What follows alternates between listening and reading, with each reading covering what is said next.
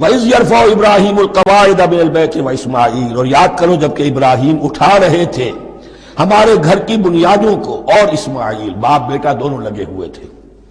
یہاں لفظ جو قواعد آیا ہے اس کو نوٹ کیجئے، قواعد قاعدے کی جمع ہے اور یہ بنیادوں کو کہا جاتا ہے، اور اس میں اشارہ ہے حضرت ابراہیم اصل معمار اور بانی نہیں ہے کعبے کے، کعبہ بنایا ہے حضرت آدم نے۔ ان اول بیت وضع للناس للذی بمکہ، پہلا گھر۔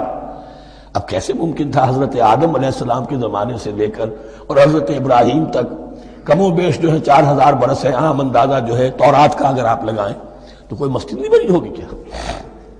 یہ پہلا گھر ہے، پہلا وہ گھر خدا کا، تو اس کی بنیادیں رہ گئی تھیں، باقی وہ امتداد زمانہ سے، اور چونکہ یہ سیلاب کا راستہ تھا، سیلاب کی وجہ سے وہ سب جو ہے دیواریں بہہ گئی تھی، صرف بنیادیں تھیں۔ ان بنیادوں کو پھر وَإِذْ بَوَّأْنَا لِإِبْرَاهِيمَ مَكَانَ الْبَيْتِ، یہ سورہ حج میں جا کر مضمون تفصیل سے آئے گا۔ اب میں آئے گا کہتا ہوں، آ چکا ہے حقیقت کے اعتبار سے، اس لیے کہ یہ ساری مکی صورتیں ہیں جو نازل ہو چکی ہیں سورہ بقرہ سے بہت پہلے۔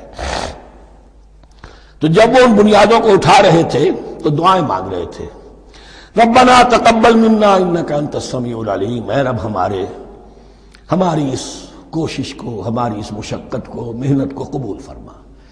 باہر گھر بنا رہے ہیں، پتھر اٹھا اٹھا کر لا رہے ہیں، حضرت اسماعیل کی عمر اس وقت لگ بھگ 13 برس ہے، ہاتھ بٹا رہے ہیں۔